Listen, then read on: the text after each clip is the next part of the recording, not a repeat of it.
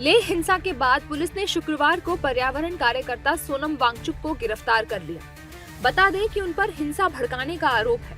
हालात के मद्देनजर लेह में इंटरनेट सेवा को बंद कर दिया गया है।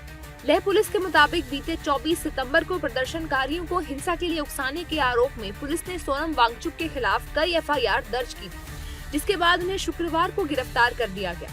उन्हें शुक्रवार को ही देर रात जोधपुर लाया गया, जहां उन्हें कड़ी सुरक्षा में सेंट्रल जेल में रखा गया है।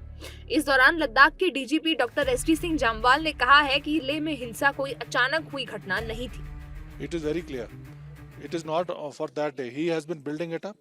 He wanted to create this ruckus, and from the 10th of September when he started his agitation till 24th, you can see a pattern in his speeches. He has been instigating people, and on the same platform some other people, they were instigating, giving such speeches which would instigate youth, and this resulted in on the this was the result of the 24th September's incident. We have been keeping a watch on him and making a record of all his illegal activities, anti-social activities, anti-national activities.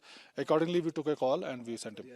So that itself shows it's a subject of investigation. Sonam Wangchuck की गिरफ्तारी को लेकर विपक्ष तिलमिला गया। विपक्ष ने केंद्र सरकार पर जमकर हमला बोला है और सोनम वांगचुक की गिरफ्तारी को गलत बताया है। सोनम वांगचुक के बारे में जो उन्होंने वहाँ पे जो काम किया, सोशल काम किया, और जिस तरह से उन्होंने शिक्षा के क्षेत्र में एनजीओ के बारे में बच्चों के लिए उस लद्दाख के जो एक आइडेंटिटी उन्होंने पूरे देश में, पूरे दुनिया में ऐसे जगह के पूरे दुनिया में तैयार की, तो उनका योगदान तो निश्चित रूप से रहा।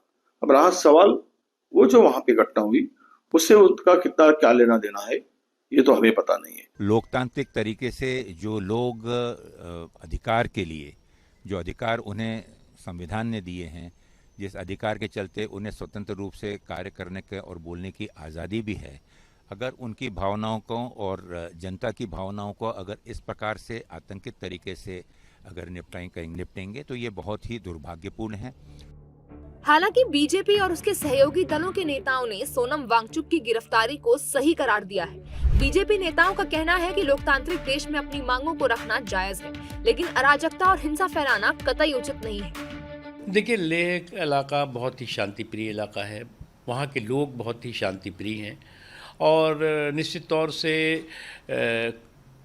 कुछ लोगों को अगर ये लगता है कि जो अभिव्यक्ति की स्वतंत्रता है वो अराजकता की, उद्दंडता की जो है वो गारंटी है, तो ये थोड़ी गलतफहमी। देखिए, एक्टिविज्म कोई भी कर सकता है, लेकिन एंटी नेशनल एक्टिविज्म बिल्कुल स्वीकार नहीं करेगी ये सरकार।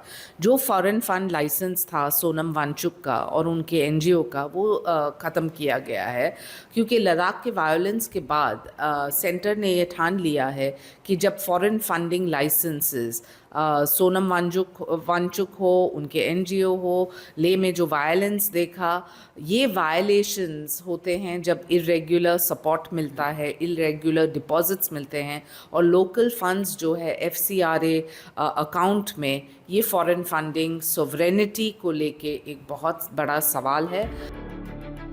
लेह की स्थिति में सुधार होने के संकेत मिलने के बाद 1 बजे से 3 बजे तक कर्फ्यू में ढील दी गई है। ये छूट स्थानीय लोगों को जरूरी सामान खरीदने के लिए दी गई है। बता दें कि बीते 24 सितंबर को हिंसक भीड़ और सुरक्षा बलों के बीच झड़प के बाद 4 प्रदर्शनकारियों की मौत हो गई, जबकि कई लोग घायल हो गए थे। देश दुनिया दी तमाम खबरों नाल जुड़े रहने ਲਈ सब्सक्राइब करो YouTube ਤੇ सच कहूं पंजाबी चैनल। इस दे नाल ही बैल आइकन दब के पाओ लेटेस्ट अपडेट सब तो पहला।